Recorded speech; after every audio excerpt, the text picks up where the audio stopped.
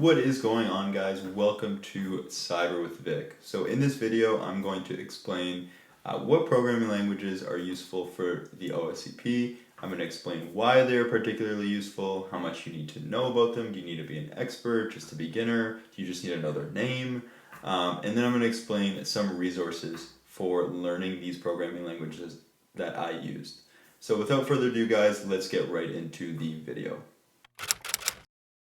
Python is seen in, I'd say, the majority of exploit code you see online.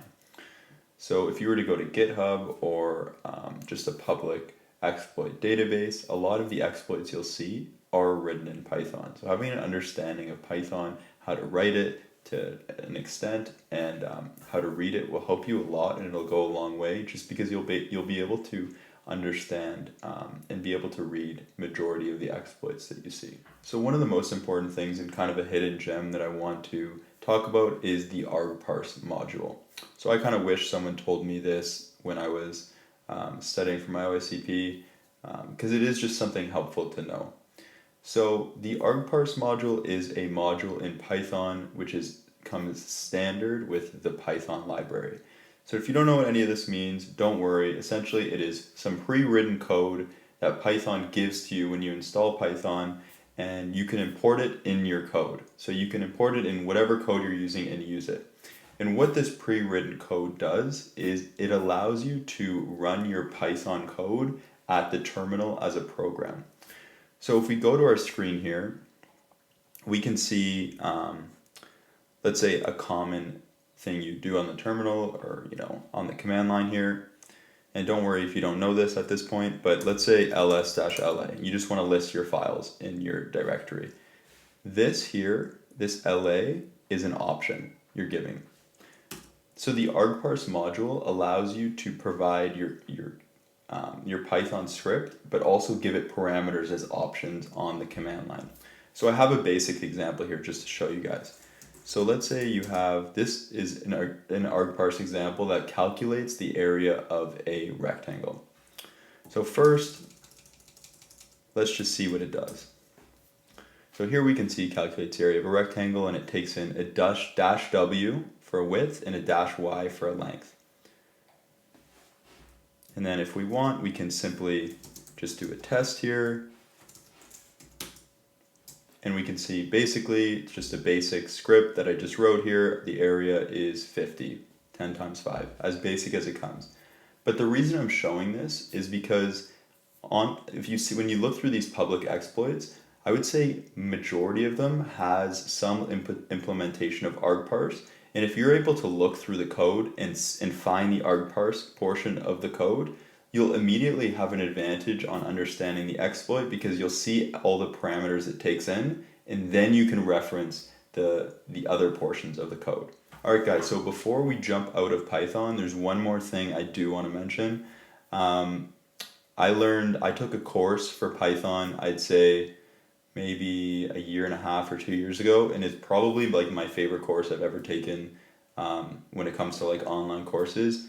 Absolutely in love with it. So I'm going to show you guys the course I took. I'm not sponsored by anyone. You guys can see I'm a pretty small channel, so I'm not trying to make money off any of this. It's just my personal opinion on how great this course was. So this is the course. It's from Jose Portilla. It's a 0 to Hero Python bootcamp, and this is what I took. To start, some reasons why it's super one of my favorite courses is he gives you the notes already in I think it's MD format. You can import all of the notes from this course into any of like your note-taking apps. So you don't, if you forget something in Python, which you're probably going to forget a lot of the stuff you learn maybe the next week or 2 weeks, whatever, when you're trying to reference your Python knowledge, you can just go right back to your imported notes from the entire course and reference them. You can just see like this isn't just my ratings, like this has almost 2 million students and 4.6 star ratings. So it's an incredible course. If you want to learn Python, it's a bit long. I think it's like 25 hours, 22 hours, but it's definitely worth it if you want to learn Python at this time. So you don't need to be a super advanced with Python for the OSCP purposes, but this will definitely help. But you can just get familiar with the basics. If you're not interested in this, I'd recommend it though.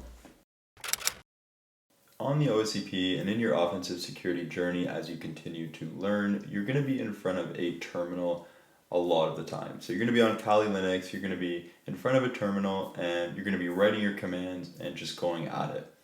And why not understand the language that you're actually using in the terminal?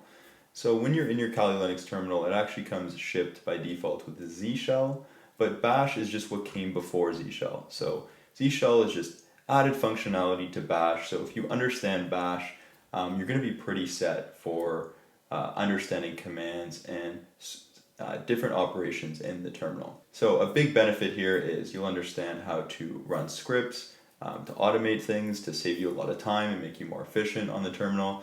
It'll help you understand, where different things are, like where your binaries are placed. You'll understand exit codes, and a bunch of different really helpful things for your offensive security journey.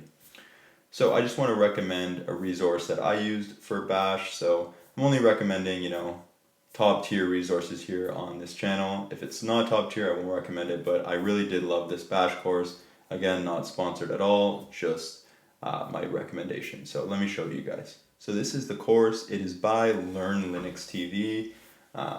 So Learn Linux TV here takes you through from the basics, and he goes, all the way to writing scripts, using all the real core concepts that you need. This course is only really 6 hours long, which is super short for a course like this. It's super in depth. It's easy to understand. One thing I do recommend doing is when you're taking or watching a course like this, whether you choose to do this one or not, take notes in your note-taking app. I use Notion, use whatever works for you.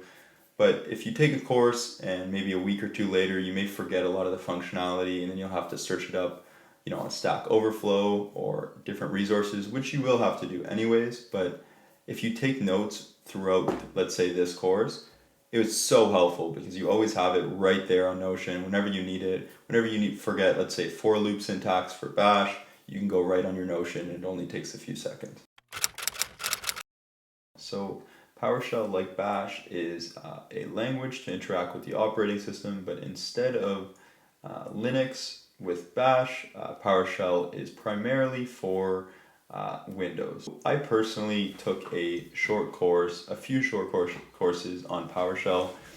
I didn't feel like I loved any of the courses I took, so if you guys do find a course that you really like for PowerShell, definitely put that in the comments down below. I'd love to take a look. But with respect to PowerShell, I'm no PowerShell wizard by any means. If I have to, write a PowerShell script, I can to perform a functionality. But I don't think you need to be super advanced in PowerShell for the OSCP. Maybe it could help, but it's definitely not something I'd say is super important. What I would say to focus on when it comes to PowerShell is commandlets. And not just commandlets, so just to backtrack a sec, a commandlet is a verb and a noun, and it's essentially a format of commands that PowerShell uses to interact with different components of the computer. So let's say if you have services running on your computer or processes, you can use, let's say, a commandlet would be get as the verb and then service as the noun, which is what you're looking for. So that would be the commandlet form of what you want to know for PowerShell. But more importantly, what you want to do is create pipelines in PowerShell and know how to create pipelines. So in your notes for the OSCP, you're going to want to be able to make your own pipelines in PowerShell to search for things. Let's say once you get a shell in PowerShell, you want to know exactly what you're searching for and what you can do to customize your own commandlets and pipelines. So I'm going to show you guys an example. So in case that went right over your head, makes complete sense if you don't know some of these terms. So it's best explained through an example. And this is an example of a pipeline. So here we have our get child item, which is like another term for dir, or you can think of it as ls in Linux, like we were showing before, to list the files. And here we're searching through our C users directory, and we're looking for a file that has VPN connection inside the file. So this is called a pipe, because what we're doing here is we're taking the output of this commandlet, and then we're performing another function or command on whatever we get from this result. So this result's going to get passed into here. We're first going to filter look through this file path, only files in this path. We're going to pass all the files in this path over here, and we're going to search for this string. So here we can just show, and here we have VPN connection details. This is just a string I put there, a file I put there just for proof of concept. But the main point here is to understand how this is useful. So, get those wheels spinning in your head, get an understanding of why creating these pipelines could be so useful for the OSCP for searching for different content when you land on a Windows machine, because Windows is a big portion of the OSCP, Active Directory, hacking Windows boxes. So just getting an understanding of PowerShell will definitely go a long way. If this was helpful for you guys, please do leave it a thumbs up. It helps me a ton with the YouTube algorithm, and I will see you guys in the next video.